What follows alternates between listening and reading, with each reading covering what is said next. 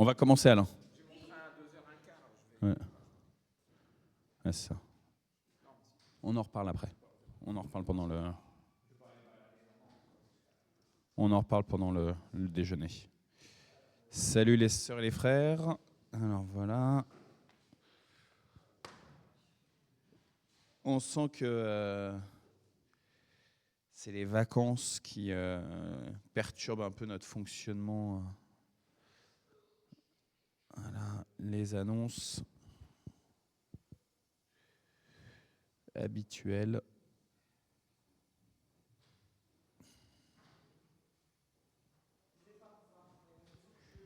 Voilà. Donc on va...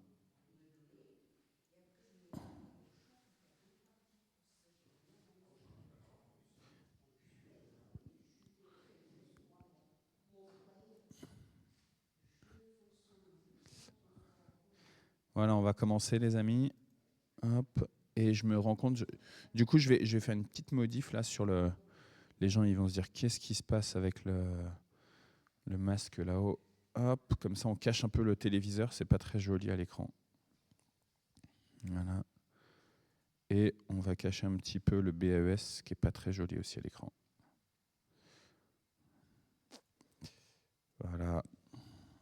Hop, il descend un peu le masque du BAES. Et voilà, on est bien. En fait, la caméra, la webcam qui est là-haut, là, je pense que quand on ouvre, quand on ferme la porte, etc., petit à petit, elle diminue. Donc, du coup, les deux caches noires, là, qui permettent sur l'écran, le fait d'avoir l'écran qui apparaît sur l'écran, etc., c'est pas très, très joli. Mais du coup, il y a deux carrés, enfin deux rectangles. Et régulièrement, on voit que l'écran il réapparaît en dessous. Donc, il faut mettre le masque dessus. Voilà. Bon, on n'est pas nombreux, on s'en doutait. On savait qu'aujourd'hui, on se réjouit que Benjamin il est en train de monter, ou il est arrivé chez les Lochons, et du temps qu'ils vont avoir ensemble avec leur petit-fils, avec ses propres enfants, etc. D'autant que voilà, j'ai cru comprendre qu'il allait partir quelques mois avec la mission Timothée là, donc à l'étranger. Donc ils passeront. Ah, super. Ça va être chouette de les croiser. Et ils vont passer juste tous les deux ou Ok, on verra. Voilà. Jean-Pierre, ça a commencé un petit peu alors ou pas?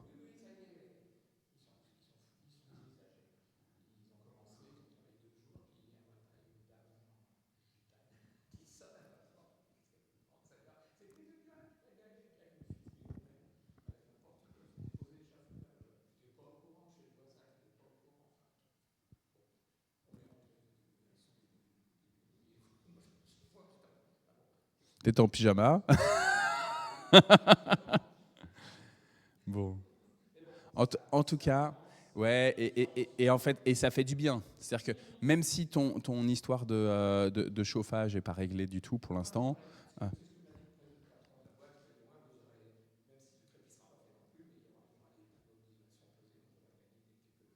ouais. Et puis même le fait de voir des travaux commencer, ça rebooste un petit peu.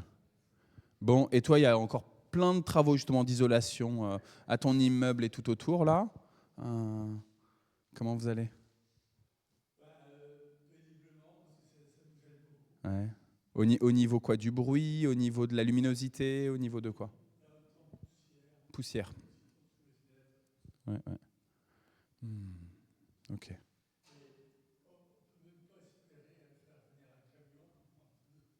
Ah non, là, pour l'instant, là, c'est pas possible. Ouais. Vous en êtes où de la question de la recherche? Il y a un peu des pistes qui commencent à s'ouvrir ou pas? Ok. Bon, sujet de prière encore. Ok. Nous, Isabelle va mieux. Elle était un peu malade il y a 10 jours. Et puis là, dimanche dernier, déjà, elle était en pleine forme. On avait un beau culte dimanche dernier, j'avais trouvé. Euh, Très différent de l'année dernière. Tu vois, Jean-Pierre, en termes d'anciens qui faisaient des prestations, hein, il n'y en avait pas. Donc, tu vois, toi, tu n'étais pas là. Marie-Christine n'a pas fait avec Claude. On n'avait pas de compte par Noël ou par Françoise. En fait, des gens qui... l'année dernière, je ne sais pas si tu te souviens, tu as un monsieur qui s'appelle Mathieu, qui avait fait aussi une petite méditation à partir d'un texte de mémoire de Bonhoeffer. Euh, et, euh, et donc, on avait eu comme ça plusieurs prestations. Et alors, Marilène, elle a pas fait, tu vois aussi. En fait, sinon, elle allait faire a cappella et c'était un peu dur de, voilà. Et, mais finalement, on a eu les enfants qui ont fait, bon, ça c'est habituel, les ados, ça aussi c'est habituel. Et après, par contre, au niveau diaspora, habituellement, les Malgaches, on a tout le temps la grâce d'avoir un chant ou d'avoir un chant et une danse. Mais là, on avait aussi les Congolais et aussi les Togolais qui ont participé. Et donc, du coup, ça a donné. Alors après, je me suis dit, bon, il nous manque comme les Sri Lankais, les Coréens. Tu vois, j'ai fait la petite blague en disant, bah, il y a des diasporas d'autres que l'Afrique, que le continent africain, tu vois. Ouais, ça, les Belges peut-être. Donc, mais voilà. On avait un frère portugais qui est dans l'assemblée. Donc j'ai dit, bon, allez, peut-être les Portugais un jour. On verra. On verra. Mais c'est vrai qu'en tout cas, en termes de continent africain, hein, c'est bien représenté pour ces prestations. Et c'est un beau moment. C'est un beau moment. Donc, on bénit le Seigneur. Je n'ai pas regardé encore. Je vais regarder. S'il y a Patrick, je pense peut-être. Je sais pas. Je vais regarder. Ouais, je regarde ça après quand ouais, ouais. En tout cas, il est fidèle autour de la Bible. Parenthèse d'ailleurs, puisque à chaque fois notre jeudi, hein, c'est basé sur le temps de méditation sur le texte du Nouveau Testament du tour de la Bible. Là, ils sont en train de préparer le tour de la Bible 2025. Donc, ils cherchent des personnes qui sont prêtes à être lectrices, qui ont une capacité de lire de manière fluide. Ouais, des personnes, tu vois. C'est pour ça que j'ai dit des personnes. C'est pour ça que j'ai féminisé. Donc, des lecteurs et des lectrices qui, à la fois, ont une lecture fluide, mais aussi qui sont capables de s'engager sur l'année.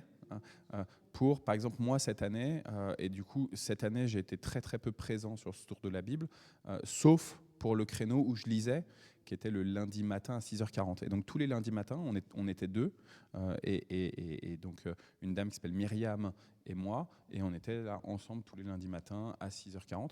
Ils cherchent des gens, donc si vous êtes partant, et ben voilà, vous me le dites. Ça peut être soit au créneau de 6h40, soit au créneau de midi 40, soit au créneau de 21h40.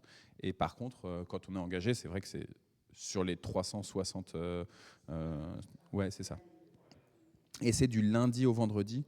Donc il n'y a pas le week-end. Mais, ouais. Mais par contre, mais tu vois, mais quand tu es engagé, tu es sur un créneau d'un des jours. Donc. Et c'est la lecture en entier. En fait,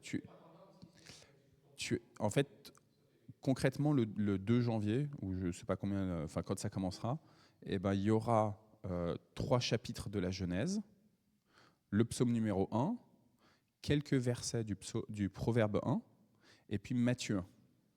Et puis le lendemain, eh ben, c'est Genèse 4, 5, 6, psaume numéro 2, quelques versets du Proverbe 1 encore, pour continuer. À chaque fois, il y a 2 ou 3 versets du Proverbe. Et puis Matthieu 2, et ainsi de suite. Et oui, oui. Il y a un moment, tu te tapes les chroniques, tu vois. Il y a un moment, tu es obligé d'avoir les chroniques, première chronique. Ouais, c'est un peu. Parce que bah, du coup, en termes de diction, tu vois, ça t'aide aussi. Hein. Ça fait travailler quand tu as les généalogies du livre des chroniques. Tu es obligé comme ça d'apprendre à. Voilà.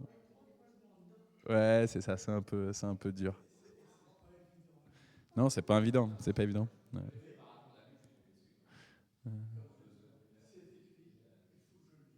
Bah ouais, c'est ça. C'est vraiment, il y a des passages bibliques, des fois on se dit, mais pourquoi, quel est l'intérêt de ça, tu vois? Et pourtant, bah, si le Seigneur les a donnés, c'est que... Vas-y, Anta. Ouais, ouais, ouais, ouais. Non, tu peux pas écrire dans le groupe là qu'il a créé. Ah oui, ça.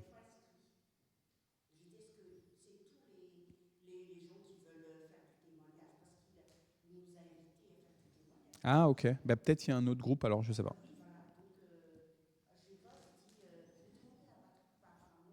Ouais, ou envoie un message à Julien. Tu l'as son numéro à Julien? Ouais. Non mais je te le donne tout à l'heure. Je donne le numéro de Julien et voilà. Oui.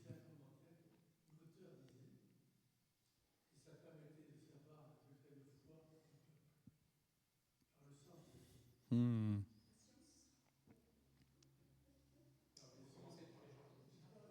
Le 2. Le 2. Hmm.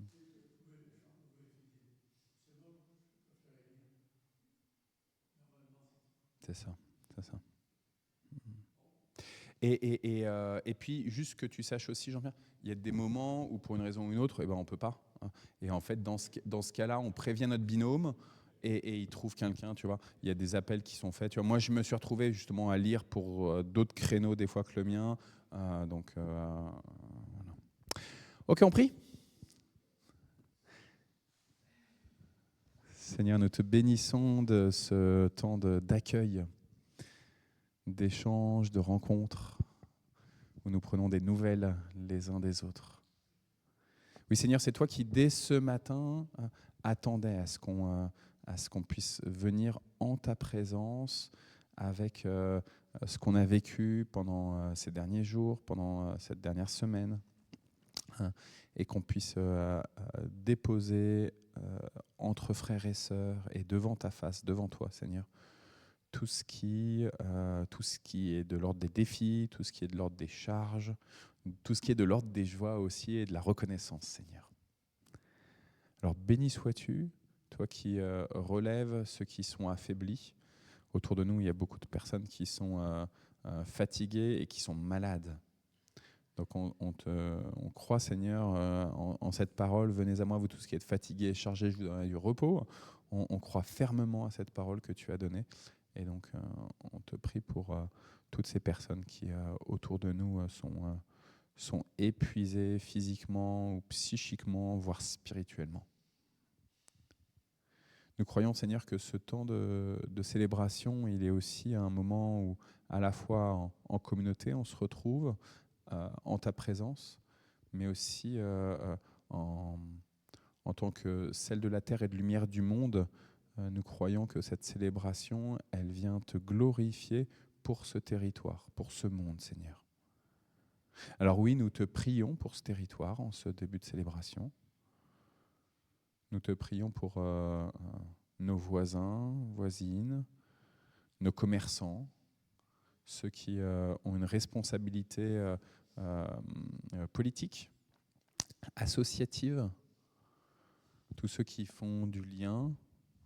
Nous te prions, Seigneur, qu'en cette période de Noël qui approche, les isolés puissent te recevoir. Alors envoie des chrétiennes et des chrétiens, envoie des personnes qui sont inspirées par toi, même si elles n'ont pas encore reconnu qu'elles étaient vraiment inspirées par toi. Envoie des individus, Seigneur, auprès de tous ceux qui ont besoin de toi, Seigneur, et le monde tout entier a besoin de toi. Béni sois-tu, Père, Fils et Saint-Esprit, tu es le Dieu unique et trois fois saint. À toi la louange, à toi la gloire, à toi tous les honneurs. Amen. Je vais commencer par Alain pour le psaume, tiens, pour changer.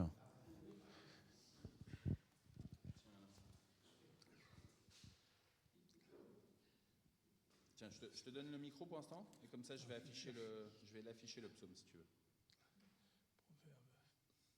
Somme. Combien? Je vais te dire ça, c'est dans l'ordinateur.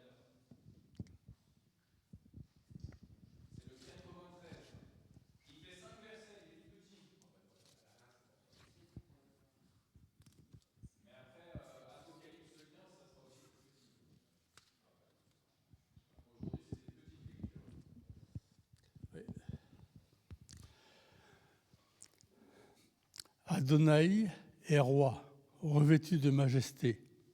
Adonai est revêtu, il est saint de force. Le monde est bien établi, il ne peut être ébranlé. Ton trône a été établi il y a longtemps, tu existes depuis toujours.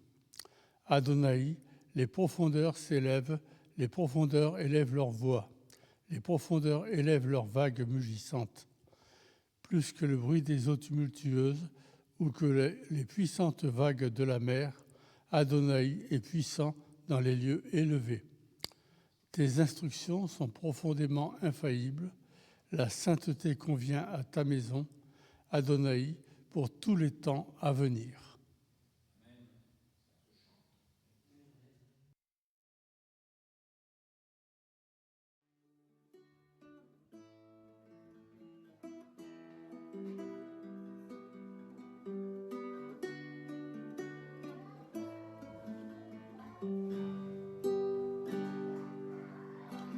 Lumière du monde, venue dans l'obscurité, tu montres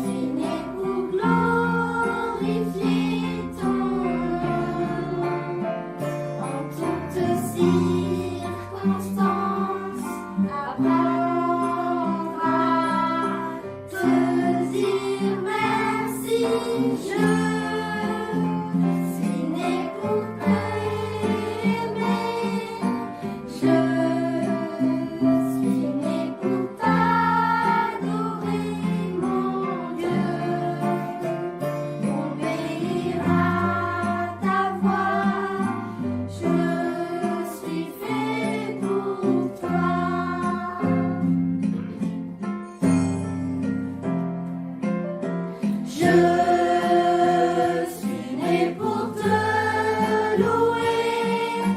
Je suis né pour glorifier ton nom.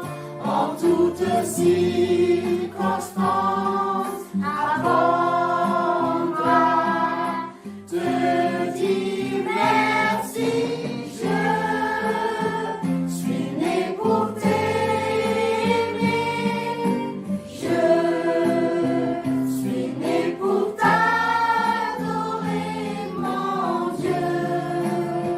Obéir à ta voix. Je suis fait pour toi.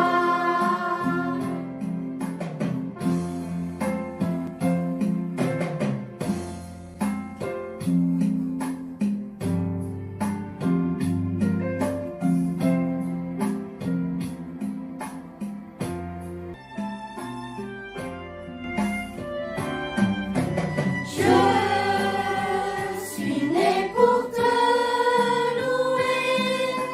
Je suis né pour glorifier ton nom. En toutes circonstances, apprendre à te dire merci. Je suis né pour t'aimer. Je suis né pour t'adorer, mon Dieu.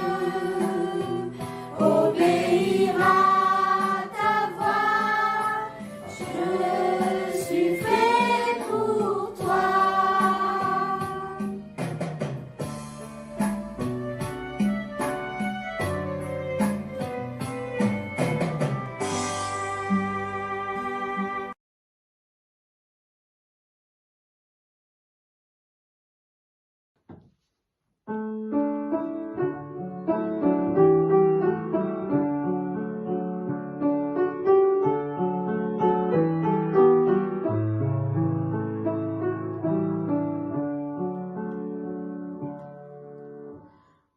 Que le jour qui se lève soit plus beau, pour que le ciel de nos rêves soit plus chaud, et pour que l'envoi qui chante soit toujours dans notre vie.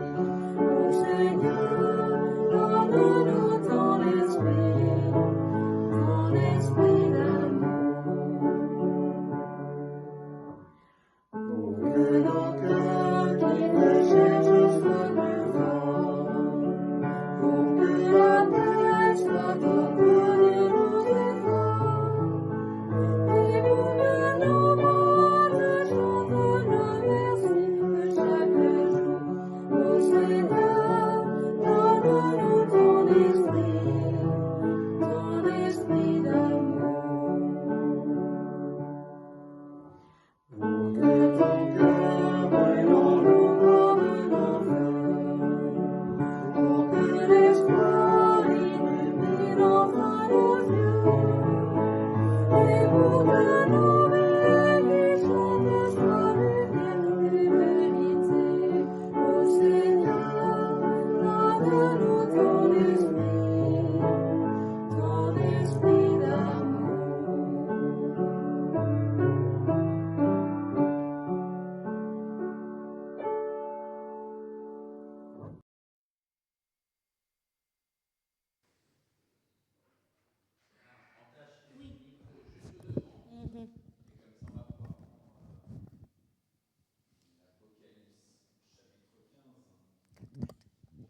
Puis je vis dans le ciel un autre grand signe qui me remplit d'étonnement.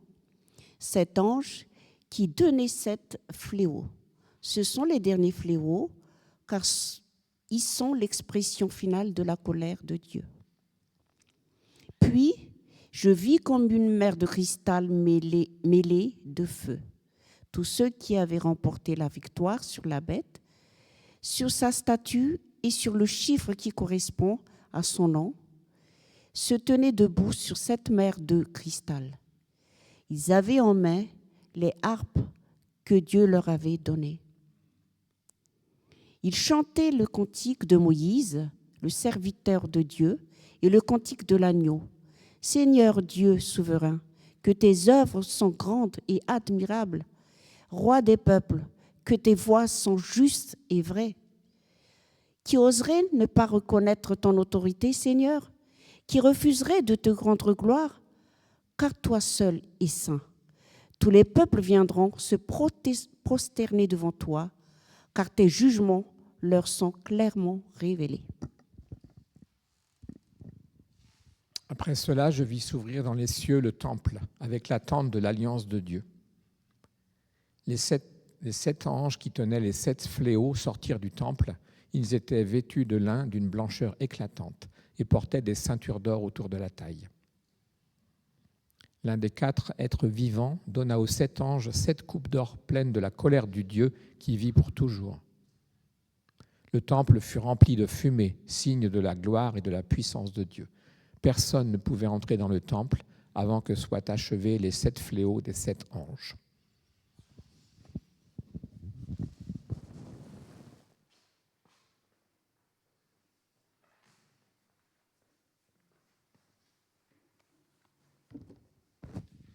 Alors, par rapport à ce que tu demandais tout à l'heure, Jean-Pierre, donc on a Nicole et on a Patrick qui sont connectés avec nous. Donc, Nicole Berger qui est connectée avec nous. Donc, on vous salue bien, voilà. Jean-Pierre qui fait coucou.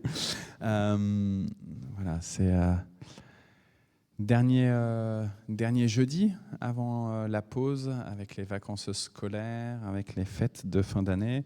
La semaine prochaine, c'est déjà Noël. Mardi, on va avoir la vigile de Noël à 19h, et puis le lendemain, mercredi le 25, on aura le culte de Noël à 10h45. C'est la fin de l'année. Et à la fois, on sent que la fin de l'année approche, qu'on peut espérer, avec un champ des possibles, dans l'année 2025, et on va se souhaiter des bons vœux en année 2025. On va entendre beaucoup de gens, ils vont nous envoyer des SMS, nous souhaiter vraiment la santé, surtout la santé, la joie, l'amour et l'argent aussi, etc., comme une rengaine habituelle. Et en cette fin d'année, il y a quelque chose, je ne sais pas comment vous le vivez, mais moi, il y a quelque chose toujours un peu systématique en fin d'année où je me dis, bon, ça a beau être juste l'année civile, mais avec le froid, avec la nuit qui tombe plus vite, c'est comme si on arrivait presque à un temps de mort.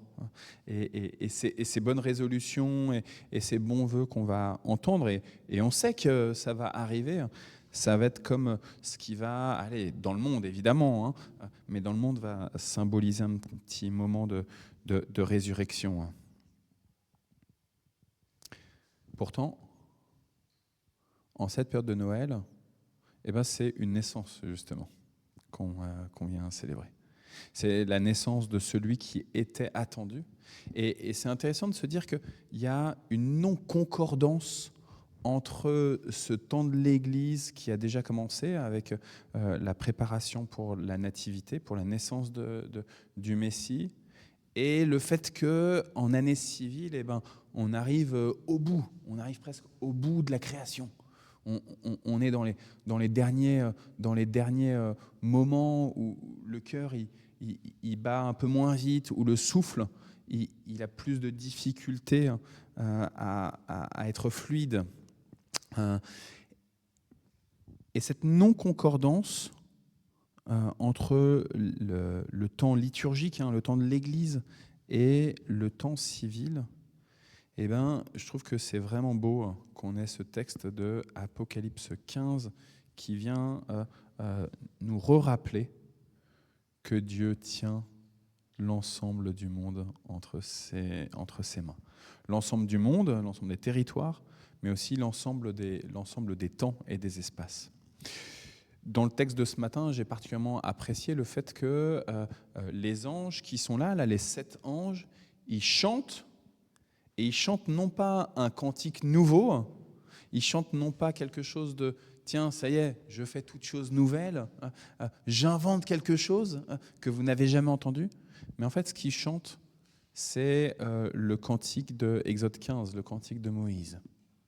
C'est pas Psaume 90, qui est aussi un cantique de Moïse qu'on avait étudié il y a quelques mois de cela. Mais là, c'est Exode 15, et c'est intéressant de se dire que ces anges, dans cette révélation de l'Apocalypse, alors qu'on est des centaines et des centaines d'années après le moment où Moïse il a vécu sur terre, et ben ces anges-là, dans cette révélation à Jean, et ben ils viennent faire écho. Et je vous ai dit, Dieu, il est celui qui gère le temps et l'espace. Ben là, on est sur une question de Dieu qui gère le temps. C'est-à-dire qu'un cantique qui a été inspiré à Moïse il y a 2000 ans, non, pour nous 3000, et ben il n'y a pas de problème pour que ce cantique, 1000 ans après, et aujourd'hui, 2000 ans encore après, eh ben, il soit repris. Ce Seigneur Dieu souverain, tes œuvres sont grandes et admirables. Tu es le roi des peuples. Tes voies sont justes et vraies. Qui oserait ne pas reconnaître ton autorité, Seigneur? Qui oserait refuser de te rendre gloire? Toi seul es saint. Tous les peuples viendront se prosterner devant toi. Tes jugements leur seront clairement révélés. C'est extraordinaire.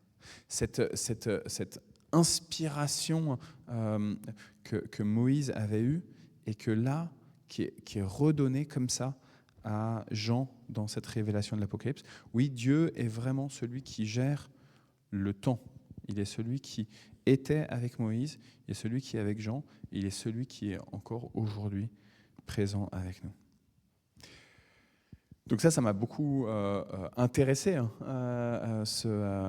cet élément d'Apocalypse 15. C'est pas le seul. L'autre, je vous ai dit, Dieu, il est le temps qui gère. Dieu est le temps qui gère le temps. Dieu, j'ai bien dit Dieu.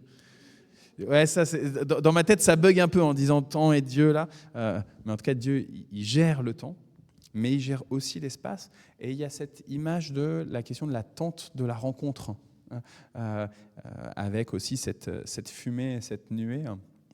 Et il se trouve que dans le moment de l'Exode, au moment où il y a cette sortie d'Égypte, eh ben, il y a eu la demande de la part de Dieu de construire cette tente, d'avoir aussi ce tabernacle, et puis on déplace la tente dans le désert, et il y a cette fumée qui habite la tente, mais aussi qui ouvre la voie, voire qui va empêcher les ennemis d'Israël, les ennemis du peuple juif, de voir, justement, qu'il y ait la révélation pour eux-mêmes de qui est Dieu, mais aussi de quelles sont les voies de Dieu. Parce que, rappelez-vous, Pharaon, au moment des discussions entre Moïse et lui, eh ben, il acceptait de reconnaître que Dieu était Dieu, que le Dieu de Moïse était vraiment un Dieu puissant. Mais malgré tout, il n'arrivait pas à se dire que ça pouvait être lui, son Dieu, et que lui devait avoir une crainte pour lui-même de ce que ce Dieu était véritablement celui qui gère le temps et l'espace. Cette nuée, elle était reconnue par l'armée de Pharaon, elle a été reconnue par les peuples qui ont voulu, même en terre de Canaan, qui ont voulu s'attaquer au peuple élu.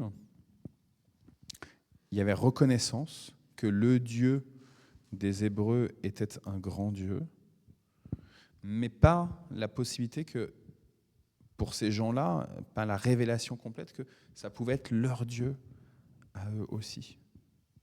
Et au contraire, cette nuée, elle venait poser un jugement, une condamnation sur eux qui restaient obstinés à ne pas voir ce qui est difficilement acceptable en fait. On le voit de nos jours. Imaginez que Dieu, il ait choisi un peuple parmi tous les peuples de la terre. On se dit, mais c'est dégueulasse. C'est pas juste. Et c'est le discours de nombre de nos concitoyens aujourd'hui, de créatures humaines. Et c'est le discours même dans beaucoup d'églises, en fait, de se dire, bon, finalement, il a choisi un peuple, mais ce qui importe, c'est l'universalité. L'élection d'un peuple, maintenant, c'est complètement dépassé.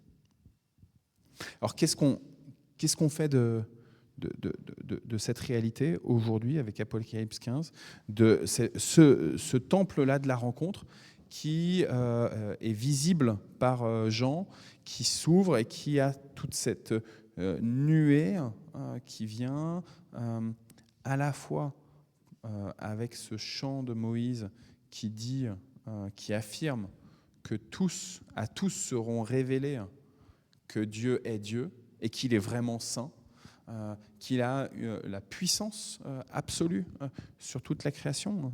Il n'est pas un petit Dieu d'un petit territoire, mais que de cette majesté céleste, tous se retrouveront à devoir plier le genou. Tous.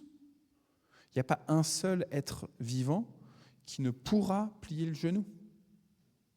Et il était dit aussi dans Apocalypse 15 qu'avec cet ange, c'est la condamnation absolue de l'ennemi de Dieu. C'était, tu nous as donné le papier là sur le chiffre, c'était au début. Il était dit, donc 7 anges qui tenaient 7 fléaux, ce sont les derniers fléaux car ils sont l'expression finale de la colère de Dieu. Je vis comme une mer de cristal mêlée de feu. Tous ceux qui avaient remporté la victoire sur la bête, sur sa statue, sur son image, et sur le chiffre qui correspond à son nom, se tenaient debout sur cette mer de cristal. La victoire, elle est définitive, et tout le monde n'a plus le choix, en fait, se retrouve à plier le genou. Et tout le monde, nous, on est des humains, donc on s'imagine des humains en train de plier le genou, mais c'est absolument toute la création qui est obligée de reconnaître la supériorité absolue, la sainteté radicale de Dieu. Oui, Dieu est vraiment le Dieu qui gère le temps. Il était là avec Moïse, il est là avec Jean, il est encore là avec nous et il sera là avec ceux qui nous suivront. Mais il est aussi le Dieu qui, dans l'espace, vient manifester dans ce désert, vient manifester dans ce songe-là, vient manifester dans notre temple et dans nos vies propres. Il vient manifester sa gloire. Alors, aujourd'hui, mon aspiration, mon souhait, ma prière, c'est que cette nuée, cette fumée de Dieu, elle puisse envahir nos propres vies, que nous puissions sentir cette présence, sentir presque physiquement, sentir jusque dans nos narines, sentir avec tous nos sens l'ensemble de cette présence glorieuse de Dieu. Qu'en ce temps de mois de décembre et de l'Avent et de Noël, nous puissions non pas seulement espérer dans toutes les bons vœux qu'on recevra, de la joie, de l'amour, de la richesse et surtout la santé, mais que nous puissions sentir que Dieu est vraiment au contrôle de nos vies et que tous plieront le genou devant lui. À lui la gloire. Est-ce que vous avez des réactions ? Il y a une histoire de lin aussi, je n'ai pas parlé du lin, avec les anges, avec le lin. Je me suis dit, si ça se trouve, Alain, il va nous parler du lin. Vas-y, dire 2-3 mots. Je me souvenais plus du passage où il est vraiment dit que toutes les nations vont se prosterner devant Dieu. Voilà, qu'on le veuille ou non, un jour, on sera tous à genoux devant lui, il n'y a rien à faire. Et tout le monde saura qu'il est Dieu. C'est ça, c'est impressionnant aussi. Tout le monde saura que c'est le Dieu. Après, le cantique de Moïse, je suis dans les psaumes, je lis la Bible en entier, puis je viens de le lire, ça c'est frappant parce qu'il est, Non, puis voilà, c'est vraiment des hommes de Dieu comme nous, quoi. C'est faramineux, Moïse, David, tous les autres, quoi. Jérémie, je parlais avec une amie de Jérémie il y a 2 jours. Moi, Jérémie, j'ai l'impression que c'est mon copain, quoi. C'est un homme de Dieu, c'est un homme de Dieu, quoi, à travers le temps et l'histoire, c'est impressionnant. Voilà, quelques réflexions. Moi c'est rassurant de savoir que dans tous ces ténèbres qu'on vit, hein, on voit les problèmes climatiques et tout ça, et les gens qui ont soif de pouvoir, de par les guerres et tout ça. Mais tous ces pharaons-là, ils vont se prosterner devant Dieu. Et ça, c'est rassurant parce que même dans notre petite échelle, dans notre vie, hein, au quotidien, avec notre famille et tout, c'est vrai qu'on vit Noël là, c'est vrai, que vous ayez la santé, des cadeaux et tout. Mais c'est bien d'avoir tout ça, mais c'est surtout de ressentir, j'ai l'impression, moi, c'est la présence de Dieu, que cette fumée soit, qu'on sente cette fumée de Dieu, parce que c'est vrai que quand on est vraiment dans ces brouhahas de Noël, on sent plus comment on dit ça, on est la solitaire. Qu'on est, enfin bon, comment dire, oh, qu'on est seul des fois, physiquement, l'isolement, c'est ça le mot que je voulais. L'isolement, et quand on est isolé, on sent plus la tristesse et tout ça.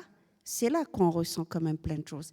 Mais en même temps, après, à contrariari, ou je ne sais pas comment dire ça, on peut aussi méditer, de dire, voilà, Dieu a un plan pour nous, et malgré tout ce qui nous entoure, eh ben, il sera là, tout le monde va se prosterner, ces pharaons de l'Amérique, ces pharaons de nous, de chez nous.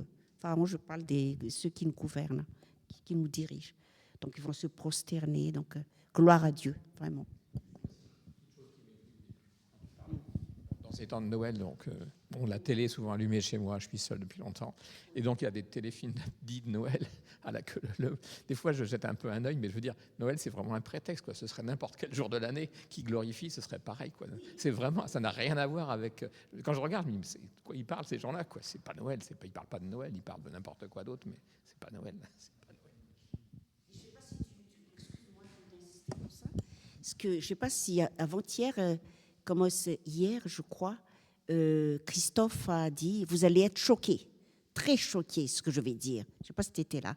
Elle a dit, pour moi, avant les lectures, un frère, qui est connecté, peut-être que tu as connu d'ailleurs, Jean-Pierre, qui fréquente Télégraphe, et qui s'appelle Christophe, et qui nous fait toujours une lecture. Ah ça, moi c'est Christophe.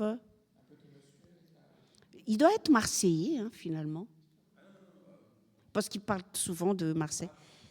Et il a dit, il était en train de comment on peut dire ça, de dénoncer Noël, de dire oui, Noël c'est temps des cadeaux, tout le monde, et pourtant il y a ceux qui sont vraiment malheureux, qui n'ont rien à manger. Et là, cadeau, vive Noël, un peu ironiquement, en parlant de Noël commercial et tout ça. Donc, et je lui avais dit, oui, c'est choquant ce que tu veux. Il a dit des termes qui m'ont vraiment poignardé. Je dis, finalement, on n'est pas trop spirituel dans Noël, c'est juste les cadeaux. C'est vrai qu'il faut aussi... Mais c'est vrai que ce n'est pas évident de vivre Noël, surtout tout seul. Hein. Si, je crois qu'il parle... Je sais pas. En fait, tu vois, par rapport à cette question de Noël, ce que je trouve terrible, et c'est là où on voit la puissance du monde. Moi, je te prends mon exemple. Combien de fois je me suis dit, bon, allez, cette année, on va pas faire des cadeaux, on va par exemple, plus prendre des temps, je sais pas, calendrier de l'Avent, où ça va être, on va lire un passage biblique. Là, on l'a commencé à nouveau cette année, tu vois, pour le début de l'Avent, on a bien pris la Bible chaque jour, commencé à lire, tu vois, un passage biblique, etc. Au bout d'une semaine, en fait, et ben finalement, je mange pas parce que j'ai un truc, et puis du coup, ils font pas, et puis quand je viens avec la Bible, ah ben non, en fait, ça va être froid, etc. Ou quand Isabelle vient avec la Bible, tu vois, ah ben non, finalement, ça va être froid. Et en fait, on voit combien le monde lutte contre Dieu. Et puis cette question des cadeaux, tu vois, plein de fois, donc moi je me disais, allez, cette année, pas de cadeaux en tant que tel, on va peut-être penser, on va faire des cadeaux à des gens qui en ont pas, et donc notre cadeau, ça va être de pouvoir faire des cadeaux avec ça. Et en fait, tu vois, avec les enfants, juste tu peux pas, quoi. Et il y a une vraie lutte entre le vouloir et le faire, et tout nous pousse, dans le monde, je parle, à juste rentrer dans de la consommation. Et en fait, plus tu consommes, plus tu as besoin de sous, et plus en fait tu as besoin de sous, et plus justement Mammon, il prend de la place sur une autorité, sur ta vie, pour pouvoir faire des cadeaux. Et c'est le serpent qui se mord la queue. Tu vois, c'est le serpent qui se mord la queue. Je fais exprès d'utiliser le terme de serpent. Parce que, ouais, ça fait plaisir de donner, mais en fait, si tu veux, sauf que du coup, il y a quelque chose qui est alimenté et qui s'auto-alimente. Et Christ nous dit, mais en fait, le plus beau des cadeaux, vous l'avez. Vous n'avez pas besoin d'autres cadeaux, tu vois. Ma grâce te suffit, tu vois. Mon incarnation, tu vois, mon incarnation doit te suffire, tu vois. Et en fait, on est là et on se dit, bah non, en fait, ça suffit pas. Il faut qu'on rajoute un petit paquet ceci, un petit paquet cela, un gros paquet ceci, un gros paquet cela. Et donc, tu vois, on a une ambivalence. C'est-à-dire que on est en église, on dit, ou on est devant le Seigneur, tu vois, dans notre prière, et on dit oui, la grâce de Dieu me suffit, sauf que finalement, vas-y.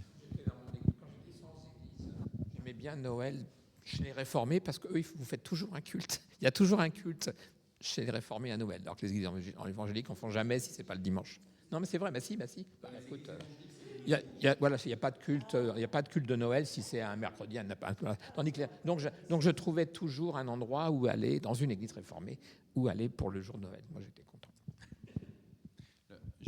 J'arrive Alain. Cette question-là, tu vois, c'est Cathy, elle disait souvent ça. Alors c'est tiré à gros traits, mais je pense qu'il y a quelque chose de profondément à garder pour essayer de comprendre. C'est-à-dire que dans les églises évangéliques, être chrétien, c'est venir à l'église tous les dimanches, point final. Et donc du coup, quand il y a des temps de fête, c'est peut-être l'occasion d'aller voir sa famille, etc. Et donc du coup, elle disait, souvent, dans les églises évangéliques, au moment de la fête de Pâques ou de la fête de Noël, il se passe moins de choses, c'est moins le moment de rassemblement. Alors que c'est vrai que dans les églises luthéro-réformées ou même catholiques, c'est là où tout le monde vient, tu vois, à Pâques, à Noël. Ils viennent pas les autres dimanches, mais à Noël et à Pâques, ils sont là, tu vois. Non, mais il y a quelque chose là. Et même ici, enfin, on a des frères et des sœurs qui, pourtant, tu vois, ils aiment Jésus. Ils aiment Jésus, tu vois. Ils ont foi en Jésus. Mais les soucis du monde, et quand je dis soucis, c'est pas juste les trucs qui sont pesants, c'est juste t'es sollicité. Tu vois, si tu fais du sport, t'as tes compétitions sportives le dimanche. Et donc, du coup, tu ne dis pas directement à Dieu, je m'en fous de toi, tu vois.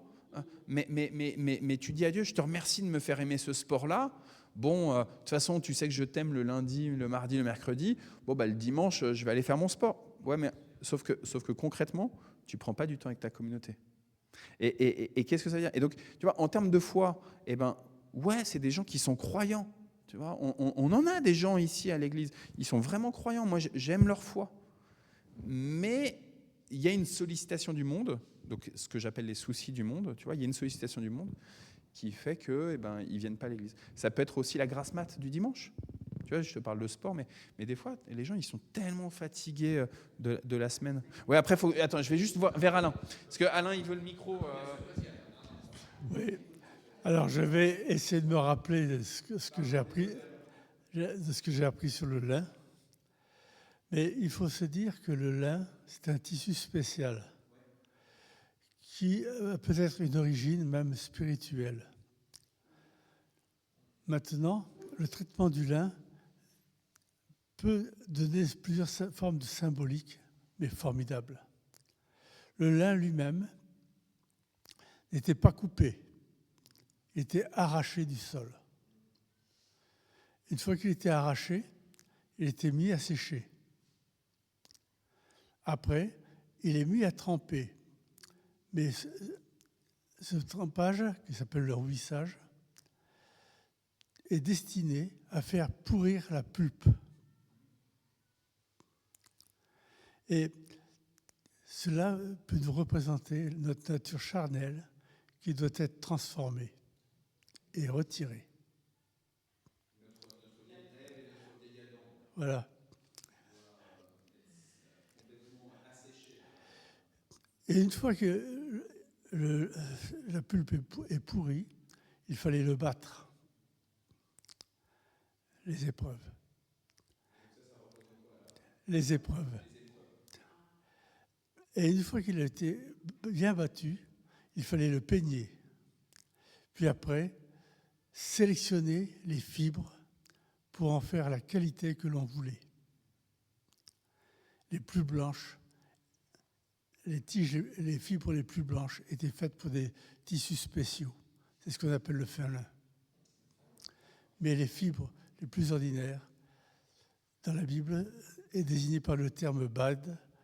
C'est le lin, on pourrait dire grossier, pour donner une image, un peu un tissu de jean par rapport à un maillot ou une chemise en coton très fin. Qui est utile aussi. Voilà.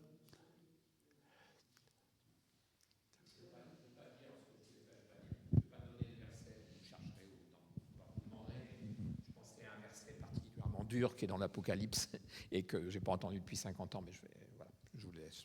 Je sais qu'Arnaud le connaît. Je pense que le frère il sait aussi ce que je veux dire, mais je vais pas le citer parce que je le prends pour moi. Ok. Comme tu veux. Et puis Nicole et Patrick, si vous voulez réagir sur le groupe. Patrick nous dit que ce matin, ce que Christophe a dit aussi, c'était un peu dur. Donc voilà. Mais c'est des bons temps aussi pour être réajusté. Il y a des fois il faut des épreuves, et souvent il faut des épreuves pour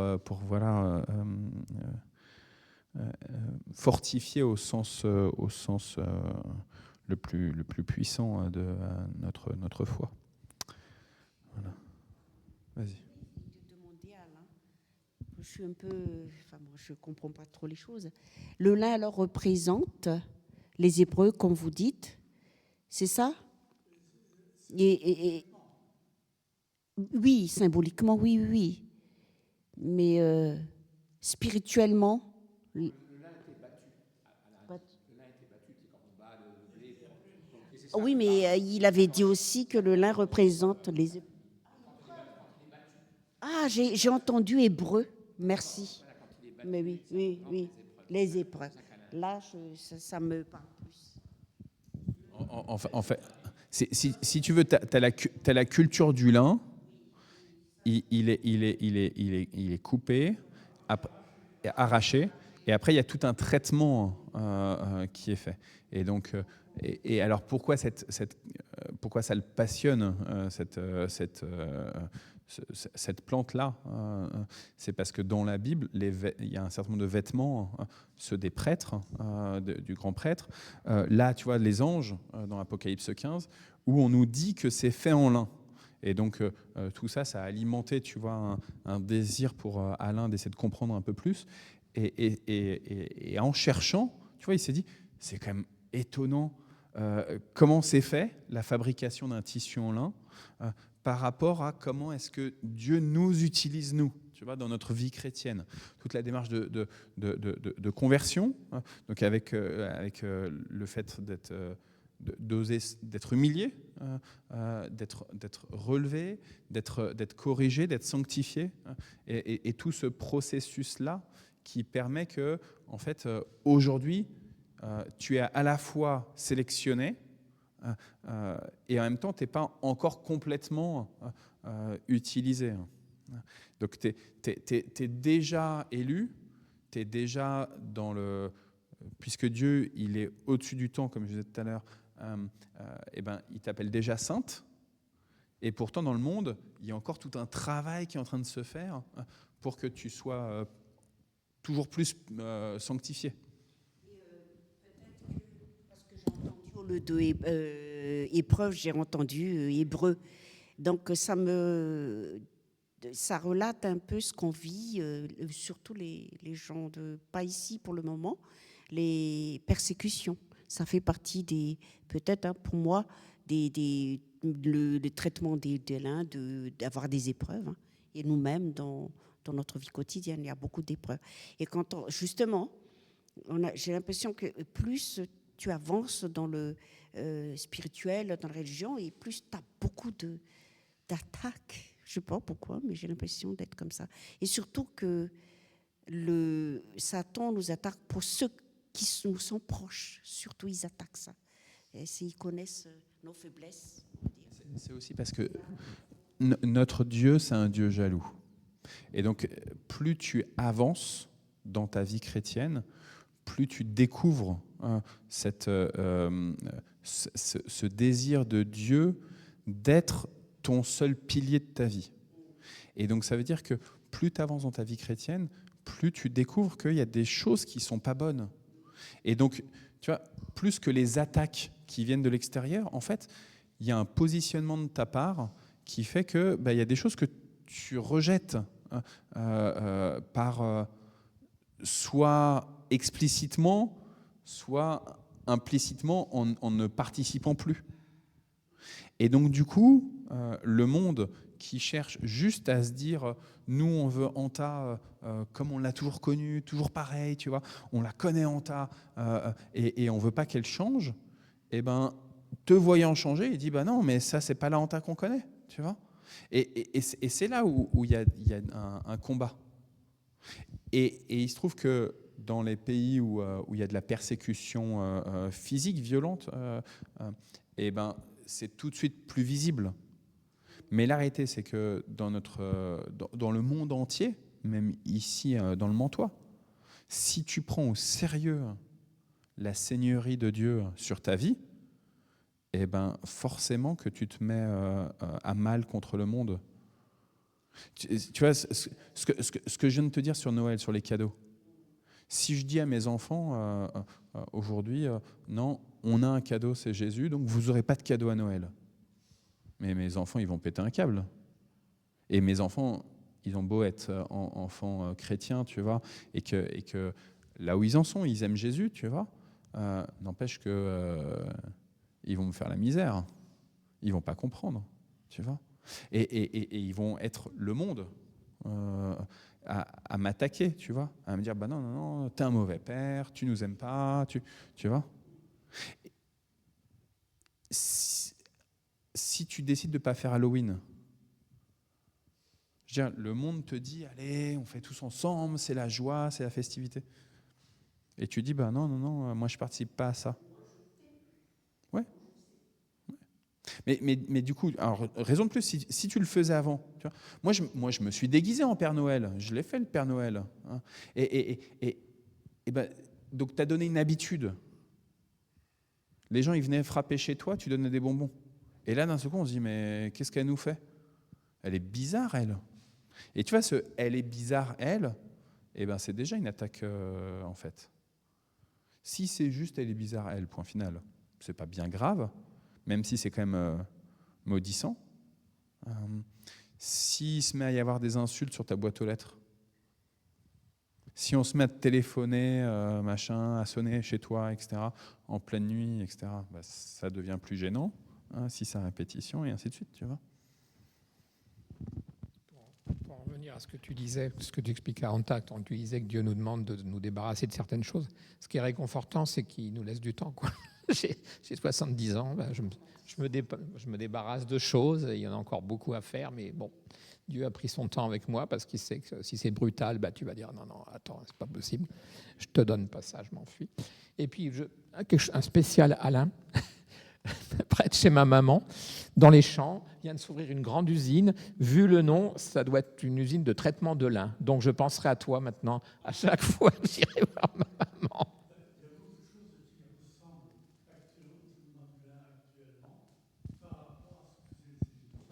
Ok. Et à la redécouverte un petit peu de ce que... Ouais.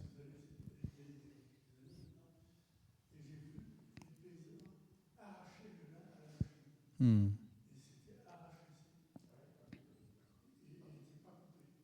Hmm.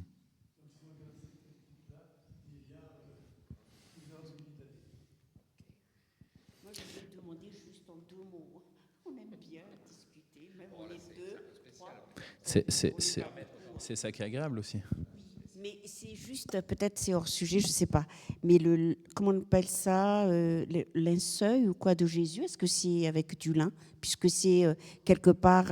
Non, mais je demande comme ça. Hein.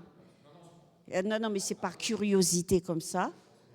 On ne sait pas, parce que pour nous on est comme ça aussi, on est enterré comme ça avec linceul, mais c'est de la soie. De la soie, nous. Parce que c'est noble chez nous et c'est très cher de la soie. Donc, ça me fait penser à ça, comme il a été maltraité, Jésus, avec ce qu'il a enduré. Est-ce que, je ne sais pas, peut-être, hein, je ne sais pas. C'est simple curiosité. Question pour toi, Alain. La question de ce drap qu'on a mis autour de Jésus, autour du corps de Jésus, est-ce que c'était du lin ou pas? Est-ce que tu sais ça? Et puis, question subsidiaire, chez les catholiques, ils pensent que Sainte Véronique, elle a donné justement un tissu au Christ et qu'il s'est épongé avec, et donc il y a le visage du Christ dessus. Donc c'est le linceul de Turin. Et est-ce que tu sais si le linceul de Turin, donc ça c'est la deuxième question, question subsidiaire, s'il est en lin ou pas? C'est du lin. De mémoire, il te semble. En tout cas, une recherche à faire, Alain. Hop, on sait que tu n'as pas beaucoup de boulot, donc voilà. Ouais, il va falloir que tu feras tes recherches sur Internet pour l'instant. Et dans le livre que tu as écrit sur le lin, justement.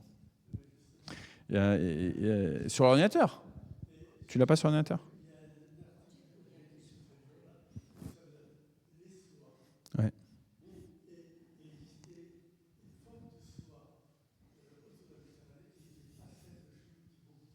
Ok.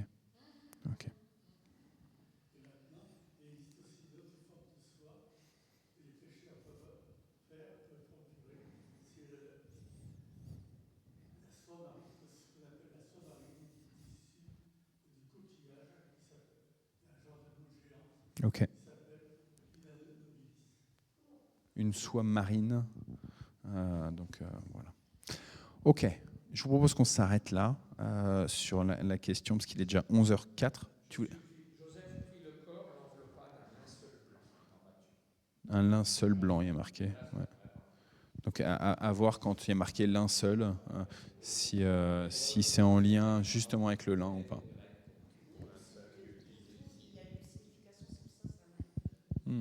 C'est super. Ouais.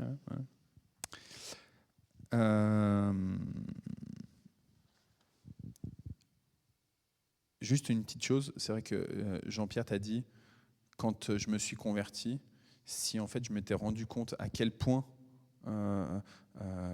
Dieu il demandait tant, alors je le dis avec mes mots, hein, j'aurais peut-être pas tout donné, tu vois. Et en fait, plus on avance, tu vois, tu disais tu as 70 ans, et plus on continue encore d'être travaillé par le Seigneur.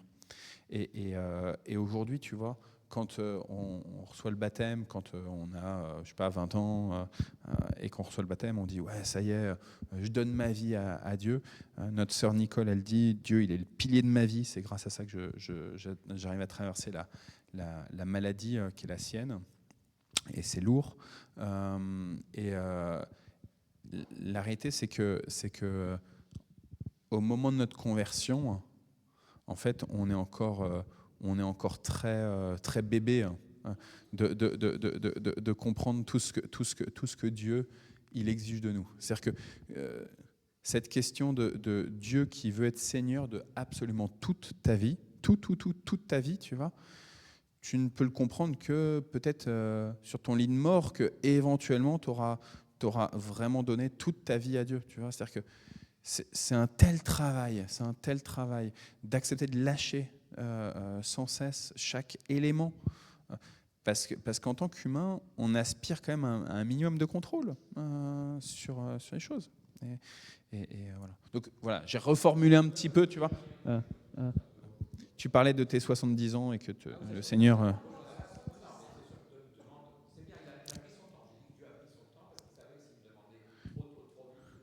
Tu n'aurais pas lâché. C'est ça. C'est ça que je voulais dire.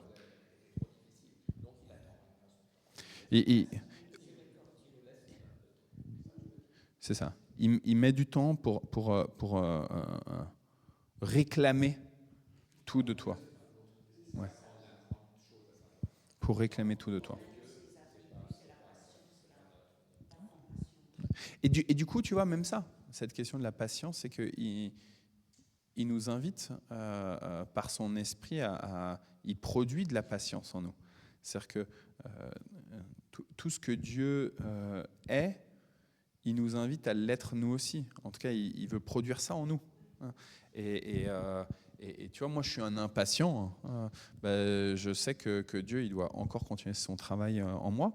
Mais pour ça, il faut que je lui demande. Tu vois, c'est pas juste je suis les doigts de pied en éventail et me dire ouais, bah, Dieu, il fera dans son temps, justement. Tu vois, c'est-à-dire que comment est-ce que petit à petit dans ma vie, j'ose demander à Dieu, ok, Dieu, corrige-moi.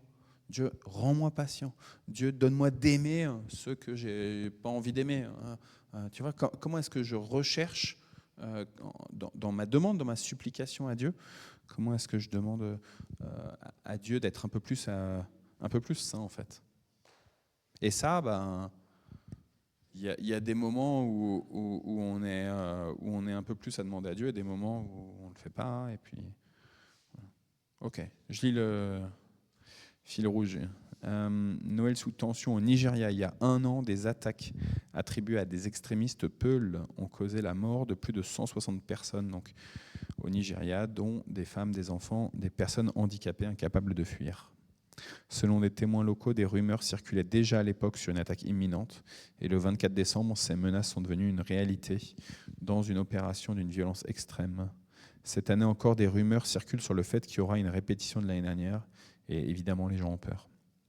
Malgré tout, les communautés chrétiennes refusent de céder au désespoir. Le 8 septembre 2024, 1 an après leur déplacement forcé, les chrétiens de Mangou ont marqué leur retour symbolique par un culte de reconnaissance dans leur église incendiée.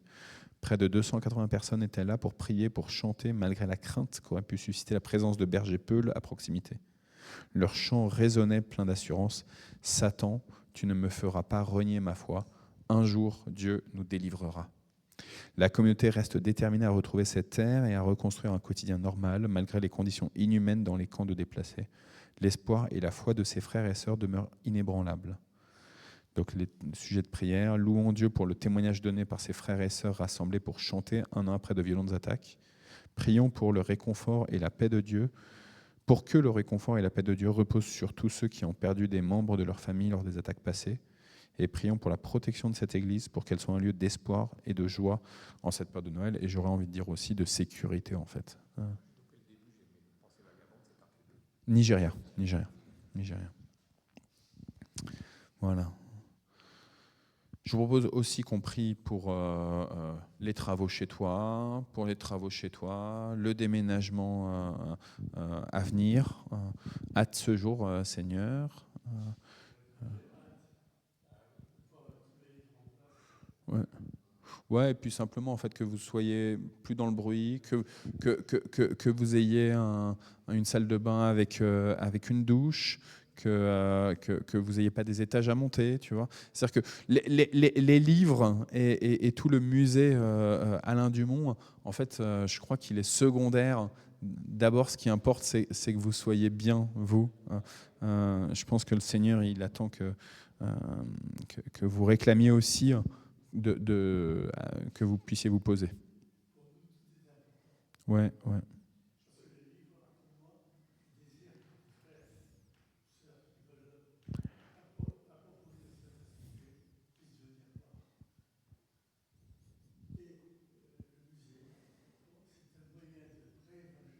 Oui.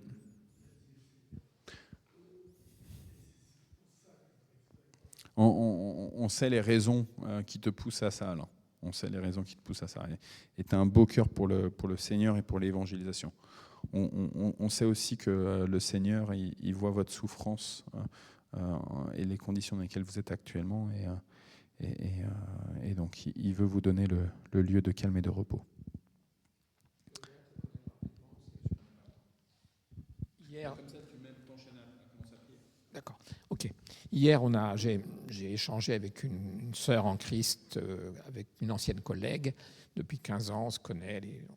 Elle a eu beaucoup de problèmes. Elle a fait une énorme dépression. J'ai jamais vu ça. Elle est restée longtemps à l'hôpital. Elle ne peut pas travailler. Elle a 40 ans, mais ça fait 10 ans qu'elle ne peut pas travailler. C'est trop dur pour elle. Et on a eu un échange. C'était vraiment formidable. Le Seigneur était là. On a prié ensemble à la fin. Et ça me fait penser à Richard. Je lui disais que j'avais beaucoup d'amis, chrétiennes, des très bonnes amies, et il me disait mais non, c'est pas possible, on peut pas être amis, on peut pas être véritable ami avec une femme, c'est pas possible. Mais non, c'est pas vrai. J'ai beaucoup d'amis avec qui je partage sous le regard du Seigneur. Elle s'appelle Émilie. Elle va essayer de retravailler. Elle est sur une piste.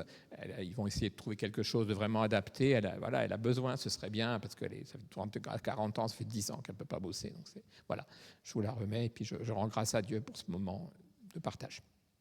Et donc, je garde le micro, puisque tu me l'as demandé.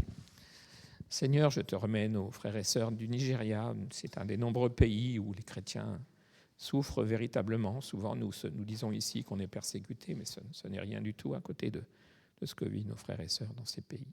Merci pour ces chants, merci pour le fait qu'ils aient pu se retrouver dans l'Église. Protège-les vraiment, mets des anges, je ne sais pas, peut-être que les autorités pourraient aussi faire quelque chose. Je sais bien que c'est un grand pays musulman, mais des serviteurs, je ne sais pas quelle est la solution pour qu'il n'y ait pas toutes ces exactions faites par les gens autour d'eux, Seigneur. Béni sois-tu, parce que quelles que soient nos circonstances de vie, voilà, ce qui compte, c'est que nous soyons avec toi, en toi, et c'est vraiment une grâce. Merci de nous avoir réunis ce matin, ce petit groupe. Merci de nous garder, puis de garder tous ceux qui sont, voilà, Patrick et Nicole, qui sont par Internet, et tous les frères et sœurs de cette Église. Que ta paix, ta joie soient avec nous, et que nous attachions aux choses qui ont vraiment de l'importance et non pas aux choses futiles, même si nous devons vivre tous les jours dans le monde. Donne-nous ce cœur pour toi et ce cœur pour les autres, surtout à moi. Vraiment, c'est un cri que je t'adresse aujourd'hui, de me redonner un cœur pour les gens qui ne te connaissent pas. Amen. Oui, Seigneur, nous n'arrêtons pas de te remercier pour le privilège que tu nous donnes chaque jour d'être avec toi librement, en pensant à ces frères et sœurs qui sont persécutés au Nigeria, dans d'autres continents.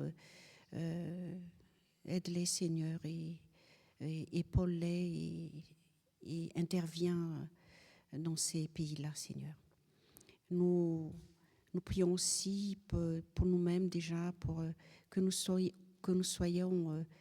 ayons tes attributs, d'être compatissants, d'être patients envers nos prochains, d'être à l'écoute et d'essayer de témoigner de l'amour envers toi déjà et envers nos prochains, rien qu'en les écoutant, en priant pour eux tous les jours, ceux qui sont malades, je pense particulièrement à ceux qui sont en fin de vie, Seigneur, interviens et apaise le cœur de la famille.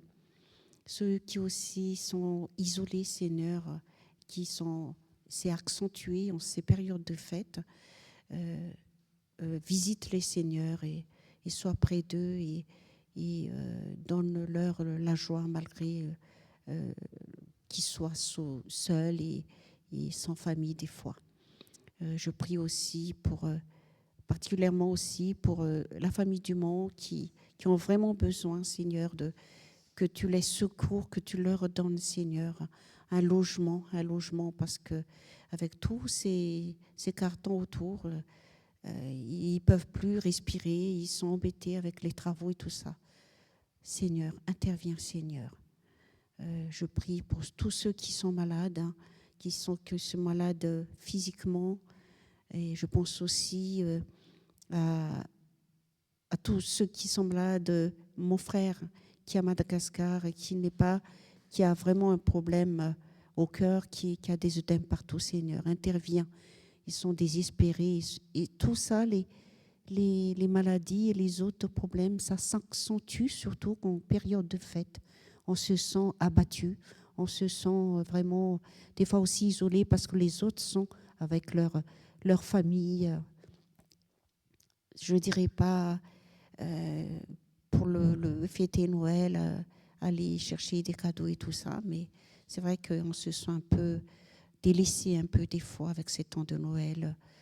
Mais on sait, Seigneur, que tu nous donnes ta fumée et que tu es toujours là pour nous. Et malgré les épreuves, comme le lin, là, le tissu de lin qu'on fait subir, il y a beaucoup d'épreuves, mais on sait que tu seras toujours là pour nous, Seigneur. Aussi, quels que soient nos problèmes familiaux ou santé ou autour de nous, sociaux, je ne sais pas comment dire ça, sociotaux, je ne sais pas, sociaux, eh bien, tu seras toujours là. On est rassuré, Seigneur. Et on remet entre tes mains notre vie, la vie de notre famille, de nos frères et sœurs et de tous ceux qui nous dirigent, Seigneur. Donne-leur la sagesse.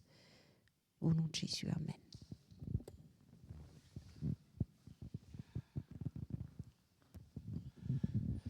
Merci Seigneur pour ces instants que nous donnes de t'invoquer, de te prier, de te louer, de te dire merci pour chaque chose que tu nous donnes chaque jour, pour ta grâce, pour les forces que tu mets en nous pour résister aux puissances des ténèbres et à leurs actions.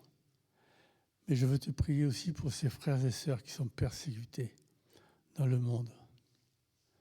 Et ce n'est pas toujours les mêmes pays. Mais interviens pour ces persécuteurs, pour qu'ils apprennent à connaître que toi seul es Dieu.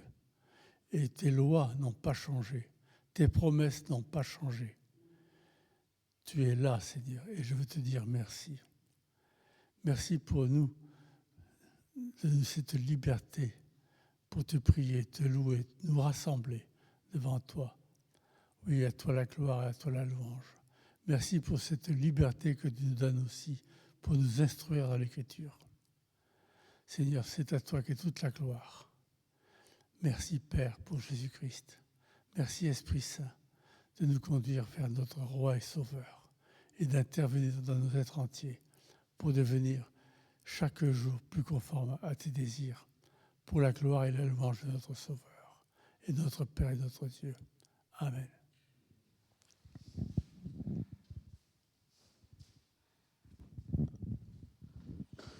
Seigneur, je voulais te présenter aussi, Seigneur, tous ces pays qui subissent les problèmes climatiques. Je pense particulièrement aux îles Comores, Seigneur. Interviens avec ce cyclone qui a tout ravagé, Seigneur. En plus, oui, j'insiste sur ça, Seigneur, en ces temps, période de fête, ça s'accentue encore les malheurs. On se sent vraiment malheureux, isolé, sans rien, sans abri ni rien. Interviens, Seigneur. Gloire à ton nom, toi seul digne de louange. Amen.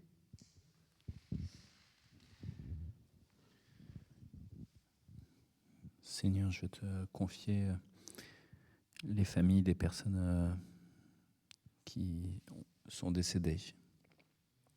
Je te prie pour la famille de Germaine et la famille de Yannick. Seigneur, tu les connais parfaitement, hein. C'est toi qui leur avais donné la vie à ces deux personnes.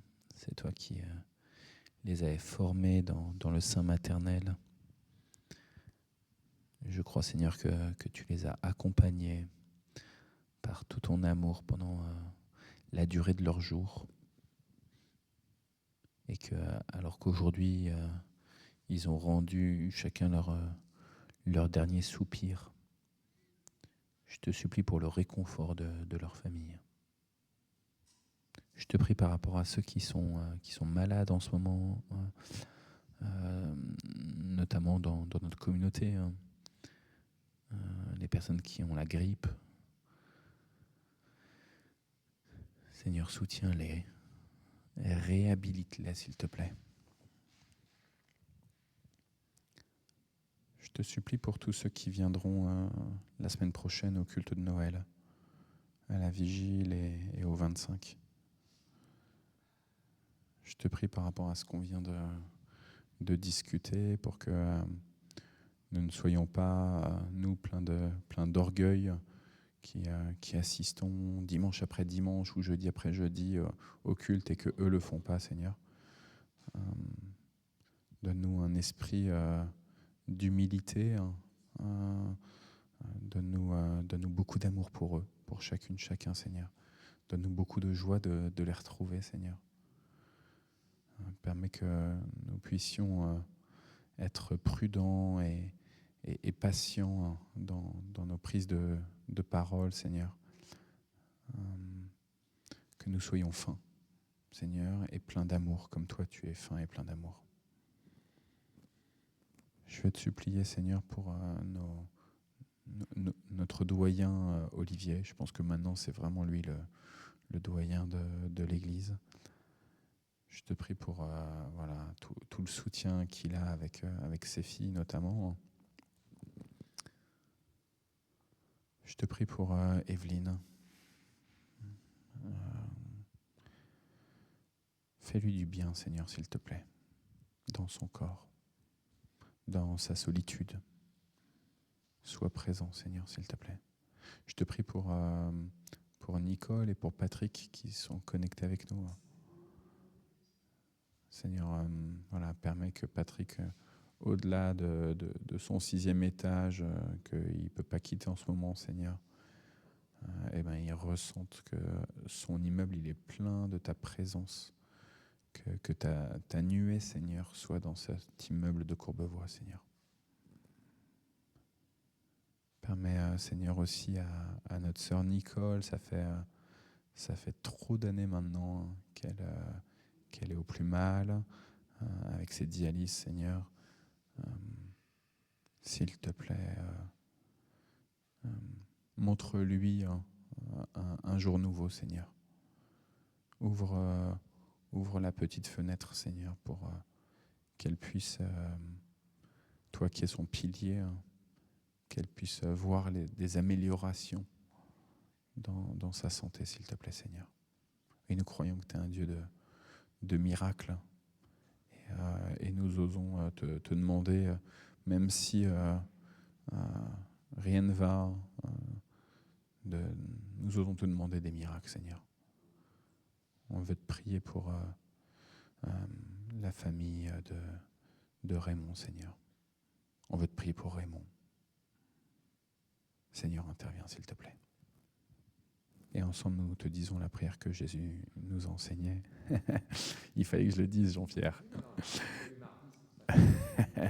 Notre Père qui es aux cieux, que ton nom soit sanctifié, que ton règne vienne et que ta volonté soit faite sur la terre comme au ciel. Donne-nous aujourd'hui notre pain de ce jour. Pardonne-nous nos offenses, comme nous pardonnons aussi à ceux qui nous ont.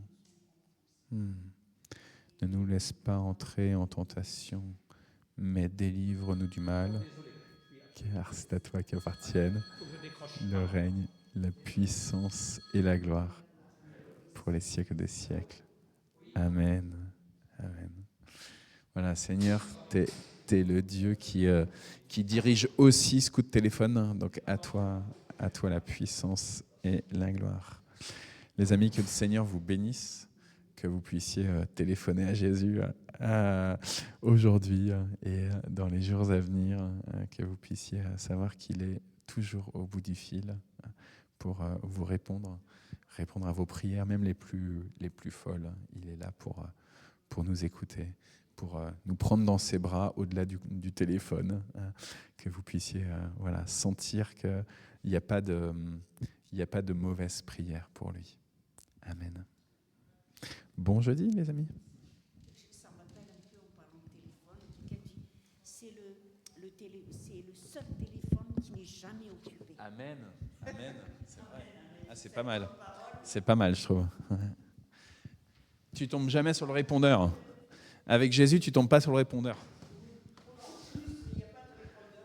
C'est que sa voix à lui.